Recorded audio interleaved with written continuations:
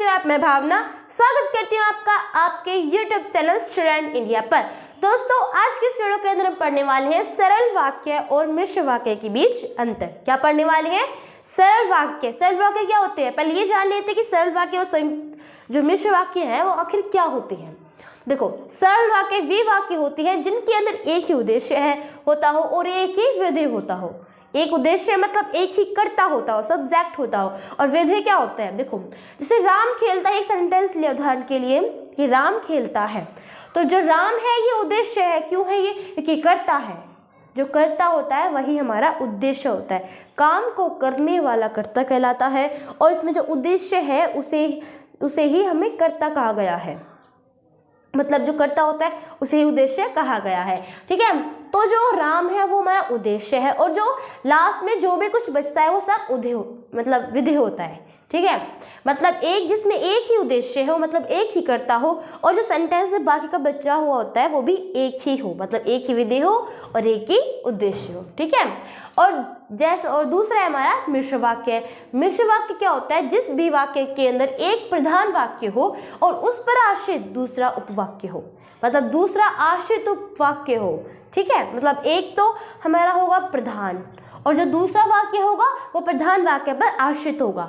ठीक है, अब जैसे ये उदाहरण दिए गए हैं, रमेश ने स्वयं को निरपराध बताया। अब ये कौन सा वाक्य है? इसमें क्या एक विधेय है, उद्देश्य है?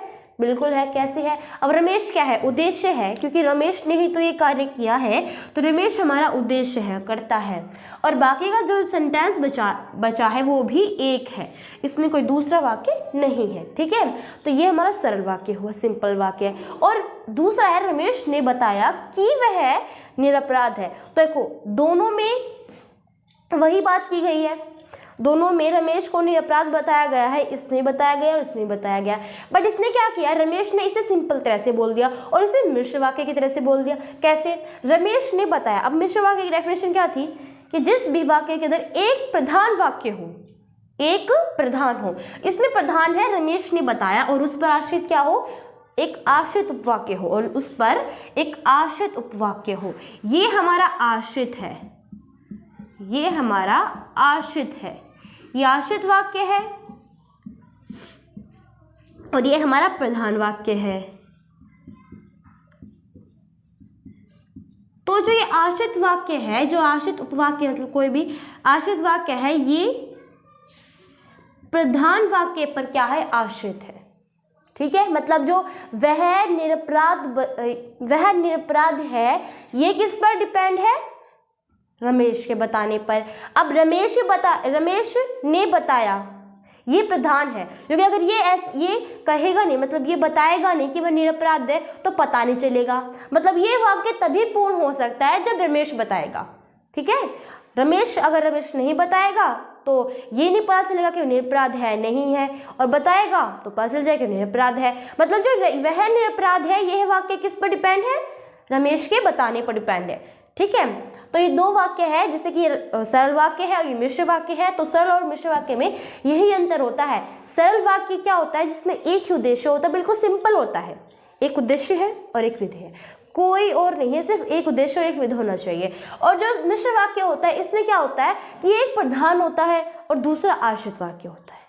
ठीक है, बात वही कही गई है कि रमेश को निरपराध बताया, बस वो बोलने का तरीका अलग हो जाता है। ठीक है, तो दो उदाहरण मैं ले लिए हैं, कुछ और उदाहरण के साथ हम इसे और समझते हैं। नेक्स्ट क्वेश्चन है हमारा कि जो व्यक्ति व्यायाम करता है उनकी आयु लंबी होती है। तो इस वाक्य में क्या कहा गया कि जो व्यक्ति व्यायाम करता है उन्हीं की आयु लंबी होती है।